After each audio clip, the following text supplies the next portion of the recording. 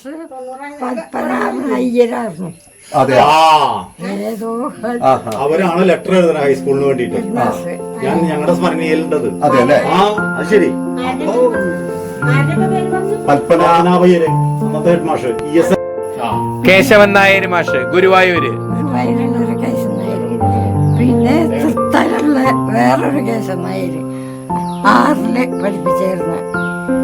പിന്നെ പത്മനാഭയ്യര് ചാത്തനൂരന്നെയാണ് സൂചനയുടെ വീട്. പിന്നെ മാഷന്മാരുടെ വീട്. പിന്നെ ഒന്ന് ഷാരോടി മാഷ് ഇവിടെ മൽപ്പുള്ളി ഷാരോടി മാഷ്. ഇവരൊക്കെ ഉണ്ടായിരുന്നു. ഇതൊക്കെയാണ് പക്ഷേ അല്ലാതെ മുഴുവനെ പറയാനൊന്നും ഇപ്പൊ ചെവിടുമില്ല. നമ്പ്യാരോ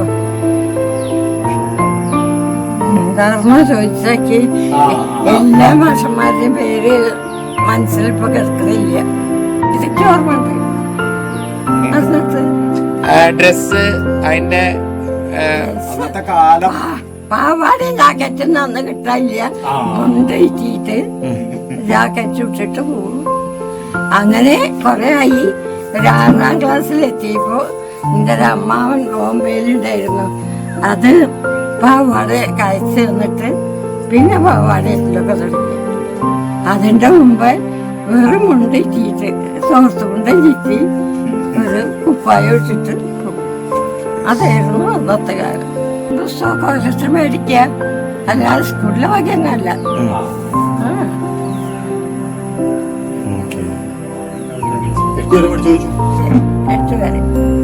8 വരെ പഠിച്ചു. 8ാം ക്ലാസ് പരീക്ഷ കഴിഞ്ഞ് പോന്നു. പരീക്ഷ കഴിഞ്ഞിട്ട് പേപ്പറൊക്കെ മാസ്റ്ററെ റൂമിൽ വെച്ചു. അത് കള്ളന്മാരെ അങ്ങേ ഭാഗത്തൊരു രാമൻ നായരുടെ സായ കച്ചവടം നടന്നു. അവിടുത്തെ ദോശയ്ക്ക് അടിച്ച് കൊണ്ടുവന്നത് അത് കള്ളന്മാര് എടുത്തുകൊണ്ടുവന്നിട്ട് ഈ പേപ്പറൊക്കെ കത്തിച്ചിട്ട് അവര് ദോശ ഉണ്ടാക്കിയിരുന്നു സ്കൂളിൽ.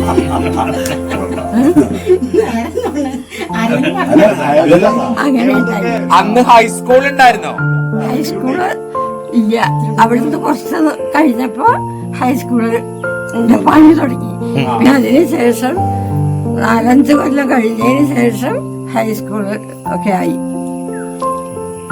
ഹൈസ്കൂൾ കയറ്റി. പിന്നെ പഠിപ്പൊക്കെ തുടങ്ങി. എന്റെ മകള് പഠിക്കുന്ന കാലത്തേക്കൊക്കെ ഹൈസ്കൂളിൽ പഠിക്കും.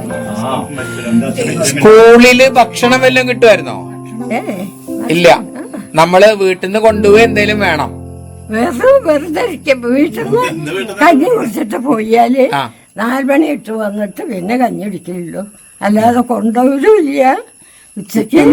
ഉച്ചക്ക് വല്ല കല്ല് കളിക്കുക, വട്ട് കളിക്കുക, എന്തെങ്കിലും ചെയ്തിട്ട് സമയം കഴിക്കും. അത്ര തന്നെ. അങ്ങനെയൊക്കെയായിരുന്നു അന്നത്തെ കാലം. ഉച്ചക്ക് ഭക്ഷണമൊന്നുമില്ല. എനിക്ക് 91 വയസ്സായി. ഇത്ര വയസ്സ് വരൊക്കെ ആര് കണ്ടു മക്കളെ? കിഴക്കേ ഭാഗത്തും പടിഞ്ഞാറ് ഭാഗത്തും 2 ഹാള്. അതന്നെ ഇപ്പോഴും രത്നമാല, യശോദ, സുശീല 3 കുട്ടികളാണ് ആ മാഷ്ക്കുണ്ടായിരുന്നത്.